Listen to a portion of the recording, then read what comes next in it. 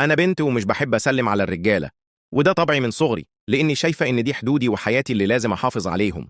وفي يوم من الأيام زارنا صديق غالي جدا على بابا، وقمت كالعادة بواجبي وجهزت صينية الشاي ودخلت أقدمها. أول ما وصلت عنده مد إيده بابتسامة عشان يسلم عليا، وفي اللحظة دي قلبي دق بسرعة ووشي احمر من الكسوف، ووقفت مترددة لثواني، وبعدها جمعت شجاعتي وقلت له بصوت واطي ومؤدب: معلش يا عم حضرتك على راسي، بس أنا مش بسلم على الرجالة. كنت وقتها مرعوبة ومحرجة جدا، وخايفة يفهم قصدي غلط أو يحس إني بقلل من قيمته قدام بابا. لكن اللي حصل كان عكس توقعاتي تماما. ملامحه اتغيرت لابتسامة فخر وحنان، وقام فجأة حضني وباس راسي وقال لي: ما شاء الله عليكي، ربنا يبارك فيكي يا بنتي، ويحفظك يا ريت. كل البنات زيك في أدبك وكل ده، وهو لسه حاضني. وأنا وقتها من الصدمة ما كنتش عارفة أقول ولا أعمل إيه. فأنتم لو مكاني كنت تقولوا إيه؟ أو هتعملوا إيه؟